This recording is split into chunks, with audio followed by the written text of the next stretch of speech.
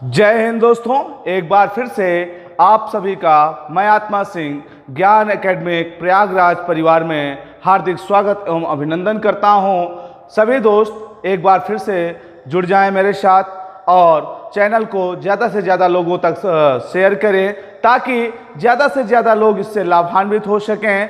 और आप लोग जो नए मेरे व्यूवर्स जुड़े हैं, मेरे भाई बंधु जुड़े हैं, जो मेरे दोस्त जुड़े हैं, उन सभी से दरख्वास्त करूंगा कि आप सभी लोग चैनल को सब्सक्राइब करें और हमारे मोटिवेशन के लिए, हमारी टीम के मोटिवेशन के लिए वीडियो को लाइक भी करें और इसके बाद इसको ज़्यादा से ज़्यादा दोस्तों तक शेयर करें। ठीक है, चलिए दोस्तों, एक बार फिर से मैं आपके साथ पूरे उसी रिदम के साथ जैसे हमने प्रीवियस क्लास में पढ़ा था सन 1919 के अधिनियम के विषय में। हमने सन 1919 के अधिनियम के विषय में जो पढ़ा उसमें हमने जिस तरह से उसको बेहतर तरीके से अध्ययन किया उसी तरीके से हम 1935 के अधिनियम को भी बेहतर तरीके से अध्ययन करेंगे।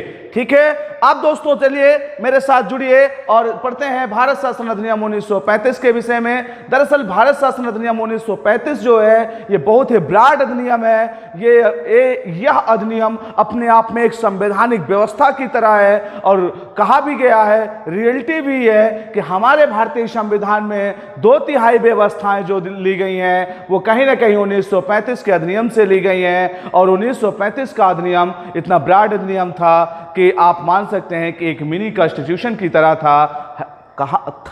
मैंने ये नहीं कहा कि है, ठीक है ना। दरअसल ये अंग्रेजों के द्वारा लाया गया था और इससे जो 300 इस अधिनियम के अंतर्गत 321 आर्टिकल्स थे और 10 अनुसूचियां थी, 14 भाग थे। मेरा कहने का सीधा सा सेंस ये है, वर्तमान संविधान में 395 अनुच्छेद, 12 अनुसूचियां और आज वर्तमान में 25 भाग सम्मिलित किए गए हैं। दरअसल जो मूल है उसमें आप देखेंगे 395 अनुच्छेद, 8 अनुसूचियां और उसके बाद 22 भाग मूल संविधान में दिए गए हैं। ठीक है, बाकी 4 अनुसूचियां बाद में जुड़े और जो भाग हैं वो भी बाद में जोड़े गए। ठीक, तो आज हम बात करेंगे भारत शासन अधिनियम 1935 के विषय में। दरअसल जब 1919 का अधिनियम आया था उस समय एक बात की घोषणा की गई थी कि देखते हैं जो ये अधिनियम लाया गया है, इस अधिनियम का 10 वर्षों के बाद समीक्षात्मक अध्ययन किया जाएगा कि कितना ये मतलब सक्सेसफुल रहा और या कितना ये विफल रहा। लेकिन पता चला कि यह 10 वर्ष पूर्ण करने से पहले, 10 वर्ष पूर्ण करने से ही पहले यह इस अधिनियम को की समीक्षा करना अनिवार्य हो जाता है। इसका मतलब जो इस अधिनियम के अंतर्गत, मतलब 1919 के अधिनियम के अंतर्गत जो भी व्यवस्थाएं दी गई थी कहीं ना कहीं वह विफल हुई थी। इसी वजह से उसके पहले हमें इसकी समीक्षा करनी पड़ी 1919 के अधिनियम की। उसके समीक्षा से संबंधित एक आयोग का गठन किया गया। उस आयोग का नाम था साइमन आयोग। क्या नाम था उसका? साइमन आयोग। ध्यान दीजिएगा दोस्तों, उसका नाम था साइमन आयोग। चलिए ज्यादा से ज्यादा लोगों तक इस चीज को शेयर कर दीजिए ताकि सभी लोग इसका बेनिफिट उठा सकें, सभी लोग इसको रीड कर सकें, सभी लोग इससे लाभान्वित हो सकें। चलिए दोस्तों, एक बार फिर पूरे एनर्जी के साथ हम भारत शासन अधिनियम 1935 का अध्ययन करते हैं। चलिए, पहला पॉइंट है इसके अंतर्गत साइमन आयोग। साइमन आयोग का गठन किया गया। इसमें जो अब कब किया गया इसका साइमन आयोग का गठन? ये है 8 नवंबर सन 1927 को साइमन आयोग का गठन किया गया। कब? साइमन आयोग का गठन 8 नवंबर 1927 को किया गया और इसमें जो सदस्यों की संख्या वो थी सदस्यों की संख्या 7। कितने सदस्य थे? 7 सदस्य थे। इसके जो चीफ थे वो साइमन साहब थे। इसके जो चीफ थे वो कौन थे? साइमन साहब थे। और जो और 6 अन्य सदस्य थे वह भी ब्रिटिश पार्लियामेंट के सदस्य थे। 6 अन्य सदस्य ब्रिटिश पार्लियामेंट के अंग्रेज सदस्य थे। ब्रिटिश पार्लियामेंट के या ब्रिटिश संसद के अन्य अंग्रेज सदस्य थे।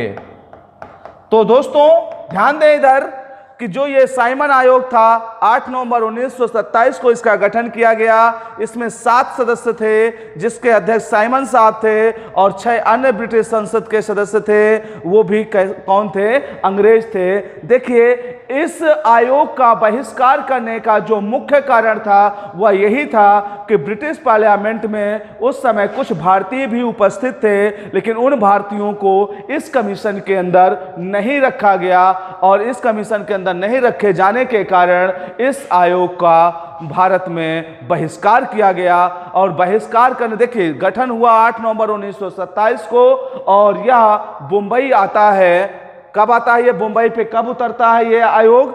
ये आयोग उतरता है मुंबई में 3 फरवरी 1928 को। कहां पहुंचा ये? मुंबई पहुंचता है। कहां पहुंचता है? मुंबई पहुंचता है। अब देखिएगा साइमन आयोग कब आया? साइमन आयोग कब आया? 8 नवंबर 1927 को इसका गठन हुआ। भारत कब पहुंचा? 3 फरवरी 1928 को मुंबई पहुंचता है। इसमें कितने सदस्य थे? 7 सदस्य थे। इसके जो चीफ थे वो कौन थे? साइमन साहब थे। 6 अन्य और ब्रिटिश संसद के सदस्य थे, वो कौन थे? अंग्रेज थे। इसका बहिष्कार किए जाने का मूल कारण क्या था? बहिष्कार किए जाने का मूल कारण था कि उस समय ब्रिटिश पार्लियामेंट के अंदर कुछ भारतीय सदस्य भी थे, लेकिन उनको इसमें जगह नहीं दी गई। टोटली इसमें अंग्रेज भारत आए थे। ठीक है, जब ये मुंबई आता है तो मुंबई में इसका काफी ज्यादा विरोध भी किया जाता है साइमन आयोग का। और जब इसका विरोध किया जाता है तो बहुत सारे लड़ाई झगड़े दंगे भी होते हैं, लेकिन अंतोगत्वा जो ये साइमन आयोग है, ये अपनी जो रिपोर्ट है वो रिपोर्ट 30 जून सन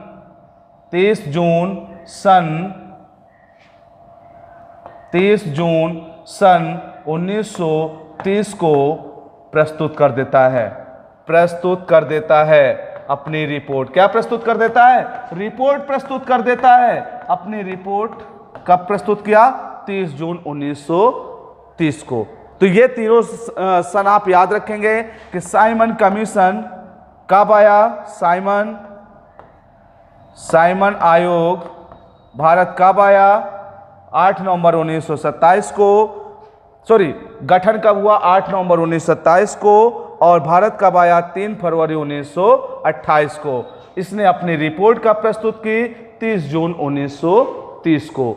ठीक है, देखो जब साइमन आयोग भारत आता है, इसका बहिष्कार किया जाता है, तो इसके बहिष्कार किए जाने के उपरांत बहुत सारी बातें आती हैं। इस टाइम पे भारत सचिव के रूप में होते हैं लॉर्ड बर्कनहेड साहब। कौन होते हैं? इसका स्क्रीनशॉट कर लीजिएगा और इसको नोट करना चाहें तो नोट कर सकते हैं। नोट करिए। चलिए अब देखते हैं कि क्या आगे घटना घटती है। घटना ये घटती है कि इसका जब बहिष्कार किया जाता है उस टाइम पे जो भारत सचिव वो कौन थे? Lord Birkenhead. कौन थे? लॉर्ड बर्कनहेड ने भारत के जितने भी पॉलिटिकल पार्टियां थी या भारत के जितने भी राजनेता थे, उन लोगों को एक चुनौती दिया। क्या? कि अगर हमारे द्वारा आपके संविधान से संबंधित कोई प्रपोजल तैयार किया जाता है या आपके लिए लाया जाता है तो आप लोग उसे स्वीकार भी नहीं करते और आप में इतनी क्षमता भी नहीं है कि आप एक खुद से प्रपोजल तैयार करके प्रस्तुत करें। तो इस बात को स्वीकार कर लिया जाता है कि नहीं, हम जो है अब भारत के संविधान से संबंधित प्रारूप तैयार करेंगे। और उसको तैयार करने में जो मुख्य भूमिका निभाते हैं वो होते हैं मोतीलाल नेहरू। कौन होते हैं? मोतीलाल नेहरू। ठीक है, मोतीलाल नेहरू साहब होते हैं, मोतीलाल नेहरू साहब क्या करते हैं कि इसको, मोतीलाल नेहरू साहब इसको क्या करते हैं, भारत सचिव जो लॉर्ड बर्कनहेड है इसके द्वारा दी गई चुनौती को स्वीकार कर लेते हैं और वह अपनी नेहरू रिपोर्ट को नेहरू रिपोर्ट को प्रस्तुत करते हैं। तो जो भारत सचिव हैं, भारत सचिव लॉर्ड बर्कनहेड, इनकी चुनौती को स्वीकार कर लिया। चुनौती को किसने स्वीकार किया? मोतीलाल नेहरू ने। ठीक, मोतीलाल नेहरू के साथ 10 और सदस्य थे। कितने सदस्य थे? 10 और सदस्य थे, जो इन्होंने संविधान के प्रारूप बनाने से संबंधित एक समिति का गठन किया। उसमें मोतीलाल नेहरू अध्यक्ष थे, और बाकी उनकी सहायता के लिए 10 और मेंबर थे। ठीक है, तो याद रखेंगे इन चीजों को। मोतीलाल नेहरू उसके अध्यक्ष बने और 10 सदस्य अन्य सदस्य थे उनकी सहायता के लिए। अच्छा, जो ये भारत सचिव लॉर्ड बर्कनहेड ने कहा था, इसी के उपलक्ष्य में मोतीलाल नेहरू के द्वारा 10 अगस्त सन 1928 को अपनी रिपोर्ट प्रस्तुत की गई।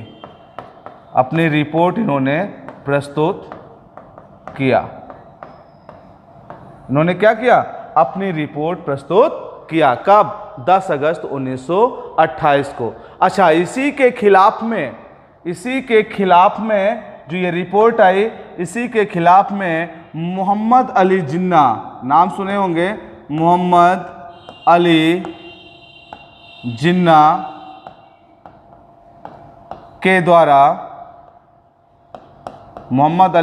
के द्वारा 14 सूत्री कार्यक्रम जारी किया गया। 14 सूत्री कार्यक्रम,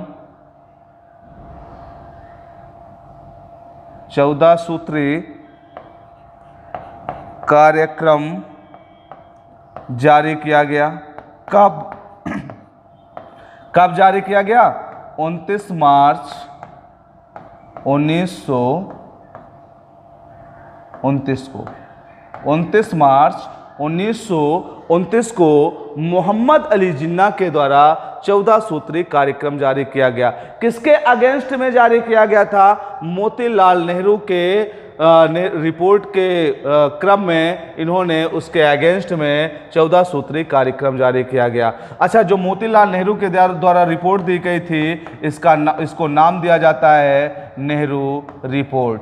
याद रखेंगे, ये कई बार क्वेश्चंस पूछे जाते हैं कि नेहरू रिपोर्ट कब प्रस्तुत हुआ। तो याद रखिएगा 10 अगस्त 1928 को। और जो मोहम्मद अली जिन्ना के द्वारा इसके अगेंस्ट में एक 14 सूत्री कार्यक्रम जारी किया गया था, उसको कब जारी किया गया? 29 मार्च 1929 को। ठीक है, इतनी सारी कंडीशंस यहाँ पर आपको दिखाई पड़ती है। ठीक है, चलिए अब आगे हम बढ़ते हैं। इसको आप स्क्रीनशॉट कर लीजिएगा, स्क्रीनशॉट करिए, फिर आगे बढ़ते हैं। चलिए अब देखिएगा,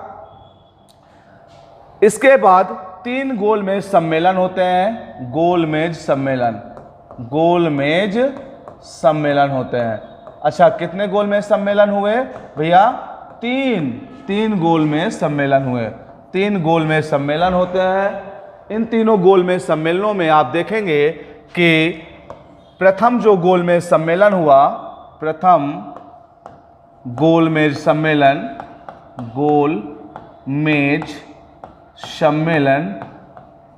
जो हुआ था, वो हुआ था 1930 में। ठीक है, और द्वितीय गोलमेज सम्मेलन जो हुआ, वो हुआ था 1931 में। तृतीय जो गोलमेज सम्मेलन हुआ, वो हुआ था 1932 में। तो आप लोगों ने क्या देखा इसमें कि साइमन आयोग आया, उसकी रिपोर्ट आई, इसके बाद नेहरू जी की रिपोर्ट आई, फिर उसके बाद मोहम्मद अली जिन्ना जी के 14 सूत्री कार्यक्रम आए, फिर उसके बाद गोलमेज सम्मेलन आए। ठीक है, इन्हीं गोलमेज सम्मेलन, नेहरू रिपोर्ट, मोहम्मद अली जिन्ना के 14 सूत्री कार्यक्रम, साइमन आयोग, इन सभी की समीक्षा करते हुए लॉर्ड लिथगो के द्वारा अच्छा, इस टाइम पे गवर्नर कौन थे भारत के? गवर्नर जनरल कौन थे? गवर्नर जनरल कौन थे? Lord Lithgow. कौन थे? लॉर्ड लिथगो थे। इस टाइम पे गवर्नर जनरल लॉर्ड लिथगो थे। आप लोगों को पता होगा प्रथम जो गोलमेज सम्मेलन हुआ था उसमें कांग्रेस ने पार्टिसिपेट नहीं किया, इसलिए यह विफल हो गया। ठीक ना। दूसरा जो गोलमेज सम्मेलन था, कांग्रेस की तरफ से महात्मा गांधी जी ने पार्टिसिपेट किया था, फिर भी इसका कोई निष्कर्ष ना निकला। और तीसरे गोलमेज सम्मेलन में भी कांग्रेस ने प्रतिभाग नहीं किया। एक तरह से कह सकते हैं कि जितने भी गोलमेज सम्मेलन हैं, जितने भी गोलमेज सम्मेलन हैं, किसी भी गोलमेज सम्मेलन में का कोई निष्कर्ष नहीं निकल पाया। ठीक है, जितने भी गोलमेज सम्मेलन है उसका कहीं पर भी कोई निष्कर्ष निकल नहीं पाया।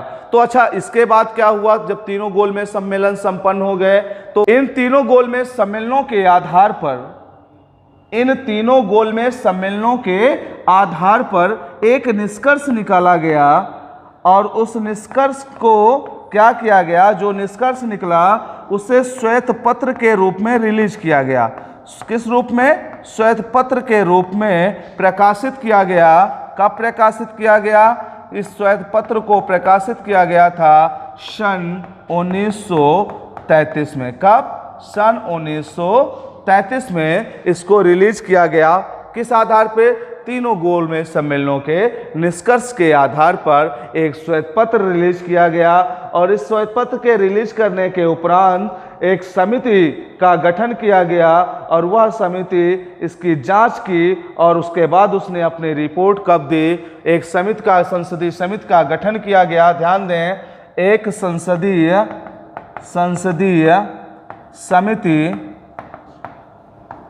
संसदीय समिति का गठन किया गया और उसने गठन किया गया और उसने अपनी रिपोर्ट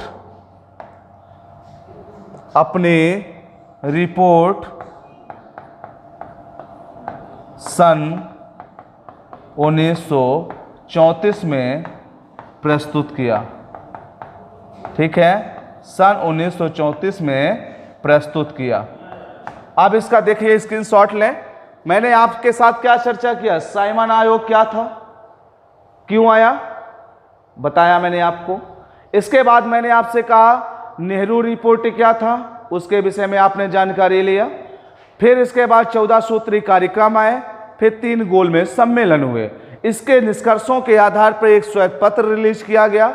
उस श्वेत पत्र को कब रिलीज किया गया? 1933 में रिलीज किया गया। और फिर आगे देखिए, उस श्वेत पत्र की जांच के लिए कि क्या है उसमें, एक संसदीय समिति का गठन किया गया और इस संसदीय समिति ने अपनी रिपोर्ट कब प्रस्तुत किया? सन 1934 में प्रस्तुत किया।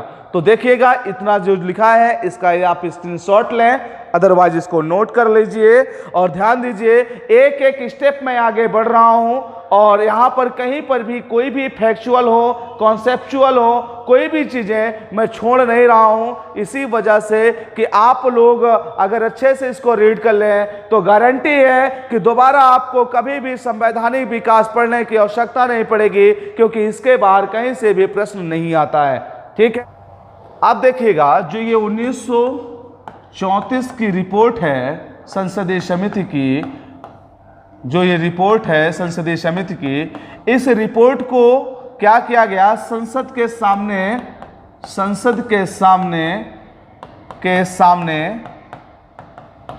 दरअसल जो ये संसद है ब्रिटिश संसद है, याद रखेंगे, ब्रिटिश संसद के सामने रखा गया।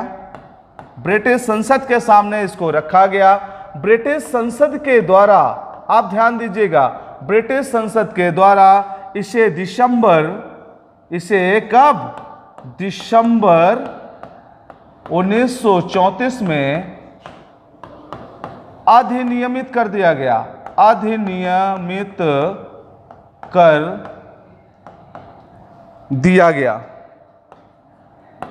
कर दिया गया। ठीक है, इसे दिसंबर 1934 में अधिनियमित कर दिया गया। और अधिनियमित करने के बाद जो ब्रिटिश क्राउन है, ब्रिटिश क्राउन उनके द्वारा अपनी सहमति 4 अगस्त सन 1935 को इसको दे दी गई। ध्यान दें फिर से, जो ब्रिटिश मतलब जो 1934 में रिपोर्ट प्रस्तुत हुई, उस रिपोर्ट को क्या किया गया? ब्रिटिश संसद के सामने रखा गया। अब ब्रिटिश संसद ने उसे दिसंबर 1934 में अधिनियमित कर दिया। ठीक है, अब अधिनियमित करने के बाद ब्रिटिश क्राउन के द्वारा इस अधिनियम को भारत शासन अधिनियम में कन्वर्ट करने के लिए 4 अगस्त 1935 में अपनी सहमति प्रदान कर दी। और फिर उसके बाद यह अधिनियम भारत शासन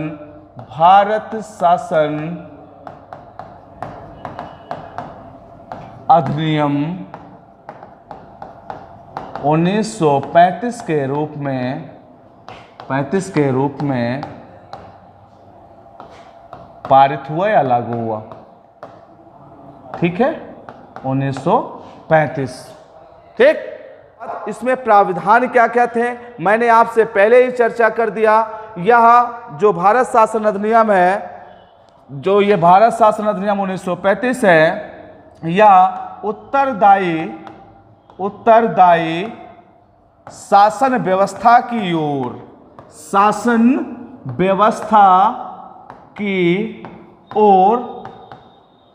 ओर दूसरा महत्वपूर्ण कदम था। ध्यान रखेंगे, दूसरा महत्वपूर्ण कदम था। एक चीज तो ये ठीक है।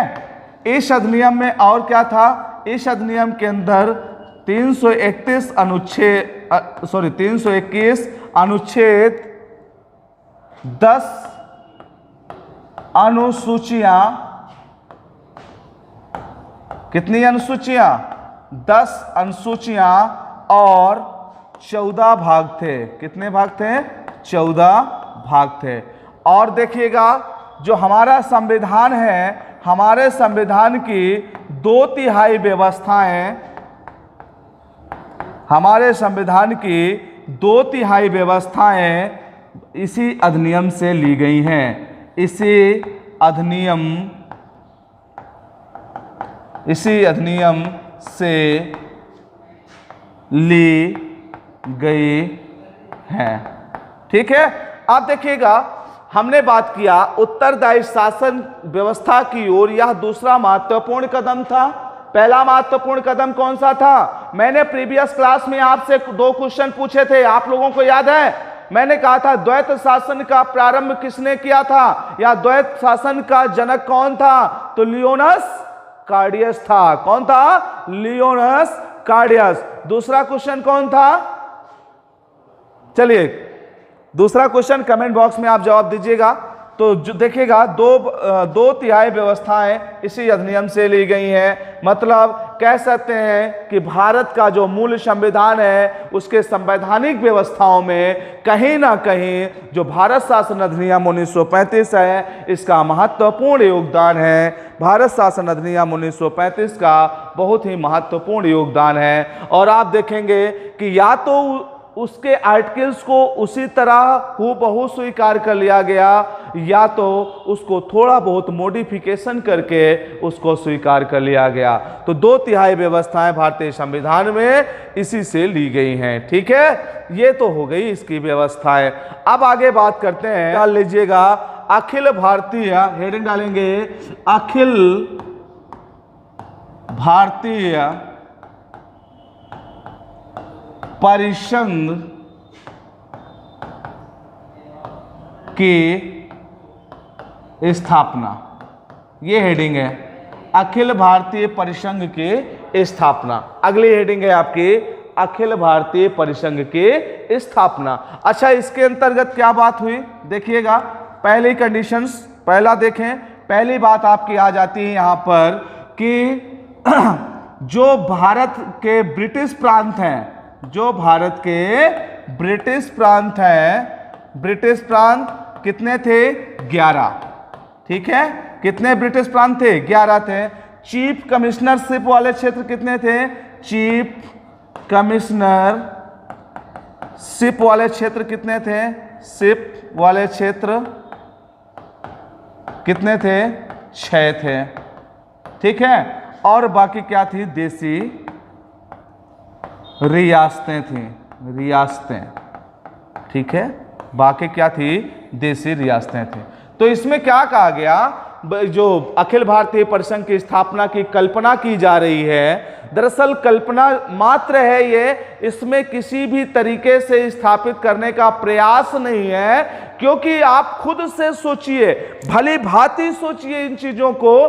अगर ब्रिटेन को या ब्रिटिश गवर्नमेंट को भारत में परिसंघ की स्थापना करना था, तो वह यह बात क्यों कहता है क्या कि ब्रिटिश भारतीय प्रांत और चीफ कमिश्नरशिप वाले क्षेत्रों को भारतीय परिसंघ में शामिल होना अनिवार्य है। ध्यान दीजिए, उसने कहा ब्रिटिश गवर्नमेंट ने कि जो भारतीय ब्रिटिश प्रांत हैं और जो चीफ कमिश्नरशिप वाले क्षेत्र हैं उनको भारतीय परिसंघ में शामिल होना अनिवार्य है, और जो देसी रियासतें हैं उनको स्वैच्छिक बना दिया गया।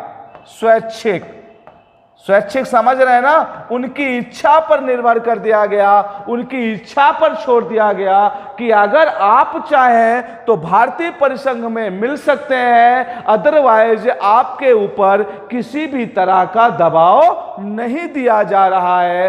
तो देखिएगा हम कैसे भारतीय परिसंघ की कल्पना कर सकते हैं कि जब हमारे भारत देश का एक जो क्षेत्र है उसको आप उसके स्वेच्छा पर छोड़ दे रहे हैं और दूसरे भागों को आप अनिवार्य कर रहे हैं कि आपका शामिल होना अनिवार्य है, तो ये कैसे ही परिसंघ की स्थापना है? निश्चित रूप से कहीं ना कहीं इस तरह परिसंघ की स्थापना संभव नहीं थी। ठीक है, और देखिए इसी 1935 के अधिनियम के तहत हरिजनों को भी सांप्रदायिक निर्वाचन मंडल दिए जाने का प्रावधान किया जाना था। लेकिन ध्यान दें, लेकिन जैसे सविनय अवज्ञा आंदोलन चल रहा था, उसी टाइम महात्मा गांधी जी को अरेस्ट करके पूना के यरवदा जेल में बंद कर दिया गया था। तब जब महात्मा गांधी जी को यह घटना के क्रम में पता चला, इसके विषय में उन्हें जानकारी हुई कि देखिए अभी तो इसके पहले मुस्लिमों को पृथक निर्वाचन मंडल दिया गया, सिखों को पृथक निर्वाचन मंडल दिया गया, अब हरिजनों के लिए भी पृथक निर्वाचन मंडल की बात की जा रही है। क्योंकि सांप्रदायिक पंचायत लाया गया था तो उसके तहत हरिजनों के लिए भी पृथक निर्वाचन मंडल था। तो महात्मा गांधी जी यरवदा जेल में आमरण अनशन पर बैठ जाते हैं और कहते हैं मुझे अंबेडकर साहब से बात करनी है, प्लीज अंबेडकर साहब को मेरे सामने बुलाइए, मैं उनसे चर्चा करना चाहता हूं, उनसे बात करना चाहता हूं, आखिर वो ऐसा क्यों कर रहे हैं। तब अंबेडकर साहब वहां पर पूना जाते हैं, जिसको कहा जाता है पूना पैक्ट। याद रखेंगे, अंबेडकर साहब गांधी जी के बीच के इस समझौते को ही पूना पैक्ट के नाम से जाना जाता है। और इस पूना पैक्ट का मानक क्या था कि हरिजनों को पृथक निर्वाचन मंडल ना दिया जाए, क्योंकि अगर हमें इतने टुकड़ों में बांट देंगे तो हम इन टुकड़ों को कब तक समेटते फिरेंगे। इसके पहले ऑलरेडी मुस्लिम भाइयों को हमसे अलग कर दिया गया, सिख भाइयों को अलग कर दिया गया, अब हमारे हरिजन बंधुओं को, हरिजन भाइयों को भी हमसे अलग किया जा रहा है। इस तरह में हम कैसे कल्पना कर पाएंगे एक संगठित भारत की। हम कैसे कल्पना कर पाएंगे एक स्वतंत्र राष्ट्र की? हम कैसे कल्पना कर पाएंगे कि हम एक संप्रभु राष्ट्र है? हम नहीं कर पाएंगे भाई। तो कृपया करके अंबेडकर साहब, आप अपनी समस्या मुझे बताएं कि आप चाहते क्या हैं। अंबेडकर साहब ने कहा हमें पार्टिसिपेशन चाहिए विधानसभा में और केंद्रीय विधानसभा दोनों में। भाई प्रांतीय विधानसभा और केंद्रीय विधानसभा दोनों जगह पर हमें पार्टिसिपेशन चाहिए, हमारा एक रेशियो होना चाहिए। महात्मा गांधी ने उन चीजों को स्वीकार कर लिया। इस वजह से वहां से पृथक हरिजनों के लिए पृथक निर्वाचन मंडल से संबंधित व्यवस्थाएं निष्फल हो गई।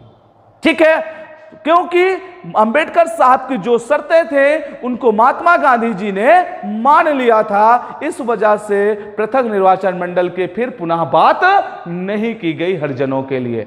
ठीक है, इतनी सारी बातें हैं। तो ध्यान दें, जो ये ब्रिटिश भारतीय प्रांत है इनका जुड़ना और चीफ कमिश्नरशिप वाले क्षेत्र 6 थे इनको जुड़ना अनिवार्य था। इनका दोनों का जुड़ना अनिवार्य था और जो देशी रियासतें थी उनको उनकी स्वेच्छा पर छोड़ दिया गया था। चलो देखते हैं। मैंने आपके साथ बात किया क्या भारतीय परिसंघ की स्थापना की कल्पना की गई। अच्छा, दूसरे क्रम में हम बात क्या करते हैं कि केंद्र में द्वैत शासन लागू किया गया। सेकेंड हेडिंग होगी केंद्र में द्वैत शासन लागू किया गया, लागू किया गया। ठीक है, अब देखो इसके पहले प्रांतों में द्वैत शासन था। अब उस प्रांतों में द्वैत शासन को समाप्त करते हुए, ध्यान दीजिएगा, गौर करिएगा बातों पे, जितना मैं बोल रहा हूं एक एक शब्द महत्वपूर्ण है। इसीलिए कह रहा हूं कि मेरे द्वारा जो भी शब्दों का उच्चारण किया जा रहा है कृपया पेन कॉपी लेकर के बैठें और वहां पेन कॉपी लेकर बैठेंगे तो जो मेरे द्वारा शब्दों का उच्चारण किया जा रहा है उसको आप नोट डाउन भी करते जाएं, ताकि आप लोगों को पता है कि सभी जितनी भी बातें मैं बोल रहा हूं सभी चीजों को यहां पर नोट डाउन नहीं कर सकता ना मैं। इसलिए मैं आप लोगों से यही कहूंगा दोस्तों कि आप लोग जब भी बैठें देखने इस वीडियो को या हमारे वीडियो को जब भी देखें पेन कॉपी साथ लेकर के बैठें, क्योंकि जो हमारे द्वारा मटेरियल दिया जा रहा है या जो हमारे द्वारा जो शब्द बोले जा रहे हैं कहीं ना कहीं वो तथ्यों के आधार पर दिए जा रहे हैं। इस वजह से आप उसको नोट डाउन भी करते जाइएगा। देखिए प्रांतों में जो द्वैत शासन आया वो कब आया? सन 1919 के अधिनियम में। अब उसको यहाँ पर प्रांतों का जो द्वैत शासन है उसको समाप्त करते हुए इसको केंद्र के स्तर में द्वैत शासन को लागू किया गया। किस अधिनियम के तहत? 1935 के अधिनियम के तहत। द्वैत शासन में क्या था आप लोग भली भांति जानते हैं क्या है द्वैत शासन। द्वैत शासन में कहा गया कि 2 विषय होंगे, एक तो होगा हस्तांतरित विषय और दूसरा होगा संरक्षित विषय। 2 तरह के विषय होंगे, एक होगा हस्तांतरित विषय, एक होगा संरक्षित विषय। जो हस्तांतरित विषय होगा इसका चीफ होगा गवर्नर जनरल और जो संरक्षित विषय होगा इसके चीफ होंगे भारतीय मंत्री, जो कि केंद्रीय विधानसभा के प्रति उत्तरदायी होंगे। किसके प्रति उत्तरदायी होंगे? केंद्रीय विधानसभा के प्रति, विधानसभा के प्रति उत्तरदायी होंगे, उत्तरदायी होंगे। ठीक है, और जो ये गवर्नर जनरल होता था ये भारत सचिव जो था, वैसे भारत सचिव का पद यहां से समाप्त कर दिया जाएगा, लेकिन अभी तो यह जो गवर्नर जनरल है भारत सचिव के माध्यम से ये ब्रिटिश संसद के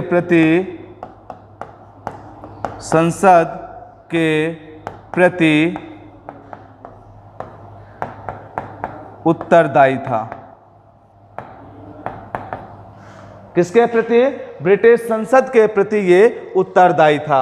अब जैसे हस्तांतरित विषय के अंतर्गत कौन कौन चीजें आती हैं, जैसे वित्त आता है, बजट आता है ना, प्रशासन आता है, बजट हो गया, प्रशासन हो गया, प्रशासन में पुलिस सेना जो भी है, या विदेशी मामले हो गए, विदेशों के साथ रिश्ते हो गए, यह सभी जो चीज़ें थी यह गवर्नर जनरल के अंडर में आते थे। और जितने भी डेवलपमेंट से संबंधित चीज़ें होती थी वो भारतीय मंत्रियों के हाथ में होते थे। जैसे डेवलपमेंट में चिकित्सा,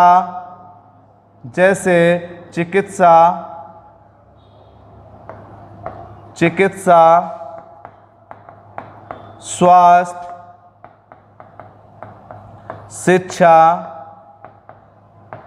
पेयजल की व्यवस्था करना, अदरवाइज जितने भी डेवलपमेंट से संबंधित चीजें हो सकती हैं वह सभी की सभी भारतीय मंत्रियों के हाथों में दी गई थी। ठीक है, ये भारतीय मंत्रियों के हाथों में दी गई थी।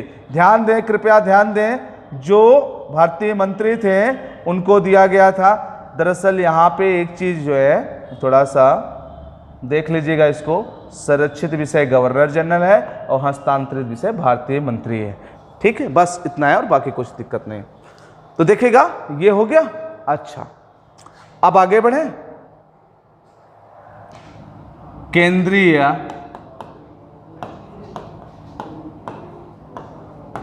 विधान मंडल का पुनर्गठन, केंद्रीय विधानमंडल का पुनर्गठन। और इस पे मतलब जो केंद्रीय विधानमंडल है इसके पुनर्गठन की बात की गई कि इसका पुनर्गठन कैसे किया गया।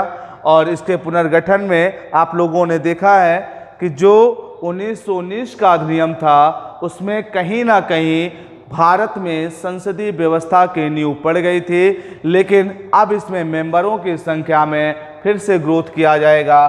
देखिएगा, इसके दो पार्ट थे। एक पार्ट था आपका राज्य परिषद और दूसरा था विधान सभा। विधानसभा में सदस्यों की संख्या 375, राज्य परिषद में सदस्यों की संख्या 260। 260 में से भी देखिएगा इसके दो पार्ट होंगे, 260 में भी दो पार्ट होंगे, है कि नहीं। 260 जो मेंबर हैं उसके दो पार्ट होंगे। दोनों पार्टों में 156 सदस्य ब्रिटिश भारतीय प्रांतों से, 156 सदस्य ब्रिटिश भारतीय प्रांतों से और 104 सदस्य देशी रियासतों से आने थे, देशी रियासतों से। 104 सदस्य देशी रियासतों से, 156 सदस्य ब्रिटिश भारतीय प्रांतों से आने थे। तो ये टोटल कितने हो गए भैया? 260 सदस्य जो थे वो राज्य परिषद में थे और विधानसभा के अंतर्गत जो सदस्यों की संख्या है वो 375 है, जिसमें 250 ब्रिटिश भारतीय प्रांतों से और 125 देशी रियासतों से। मतलब 250 जो सदस्य थे, 250 सदस्य ब्रिटिश भारतीय प्रांतों से तथा अब कितने बचे? 125 सदस्य देशी रियासतों से आने थे। कहाँ से आने थे? देशी रियासतों से आने थे। ठीक है, तो ये केंद्रीय विधानसभा या केंद्रीय विधानमंडल का जो है पुनर्गठन किया गया। और आज वर्तमान में अगर इसी चीज को देखें तो जो राज्यसभा है, आज जो राज्यसभा है उसमें कुल सदस्यों की संख्या कितना है? 250 और जो लोकसभा हैं इसमें है 552। अधिकतम की मैं बात कर रहा हूँ, ठीक है। और ये 375 था उस टाइम पे। अब यही है कि ये तो राज्यसभा हो गया, ये आज का वर्तमान का लोकसभा हो गया, ठीक है, ये हो गया। अब इसके बाद देखिएगा, इसके आगे के विषय में जो चर्चा है मैं आपके साथ उसे नेक्स्ट क्लास में इसके विषय में चर्चा करूंगा, है ना, क्योंकि ये जो अधिनियम है काफ़ी लंबा अधिनियम है, इसके विषय में आगे की चर्चा मैं आपके साथ करूंगा।